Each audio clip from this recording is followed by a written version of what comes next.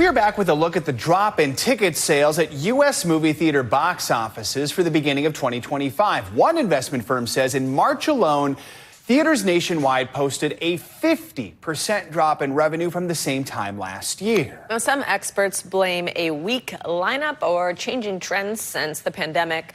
However, others expect that sales may spike in the coming months when studios release their highly anticipated summer blockbusters. We're talking movies like Superman. For more on this, let's bring in entertainment journalist, pop culture expert, and friend of the show, Brian Balthazar. Brian, good to have you with us. So audiences don't seem super interested in what the studios have offered so far. Is there anything else behind the declining ticket sales? Well, like you said, I think a lot of people just aren't driven to go to the movies. You know, it's interesting. There's a lot of characters. We've seen them before. I made a joke the other day, a bad one, making a joke about, the Fast and Furious Part 11. Turns out there are 11 parts. They're making the 11th installment right now to air to run next year. Really? Oh, my God. Yeah, there really are. So there are, though, cultural shifts, right? Okay, movie theaters are not competing with other theaters. They're competing with your couch, right? It's very comfortable. And as a result, you're seeing, it used to be that a movie would be in a theater for an average of 90 days. That was pre-pandemic. Now they're in the theaters between 30 and 45 days. So if you're watching what's coming up on one of our segments, they might be, you know what, I can wait a month to watch it at home because I like watching from home and the concessions are cheaper. You're now competing with microwave popcorn versus theater popcorn. That's one of them. So they're really also dealing with economic uncertainty. Like you see here, we don't know what's going to happen in the stock market today, let alone a week from now. Because of all these tariffs, we don't know how our pocketbooks are ultimately going to be affected.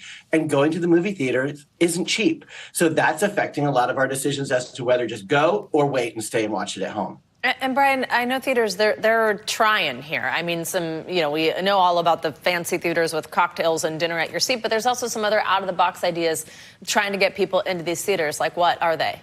Right.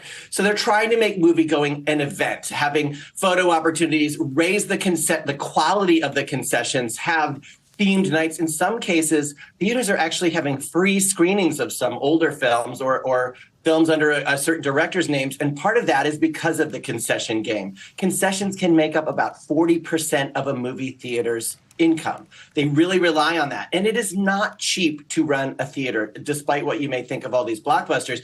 Imagine your heating bill at your home. Now imagine heating several movie theaters. It's a lot of money. So having events, interactive experiences, special concessions, free movie nights, photo opportunities. Sometimes they'll even have directors or actors, if they can get them, performers, writers, events in the theaters to draw people in. Yeah, that's going to be next. Actors have to show up to every theater where their movie is and talk to every single person who goes, and then people will show up. I feel like we talk about this every year because the beginning of the year aren't great movies, but then the summer blockbusters come or the holiday movies come, and then the box office often does catch up. So this year, I know studios like Warner Brothers are really relying on their franchise-heavy summer lineup to try and just bolster their bottom lines. What are some of the films the studios are banking on?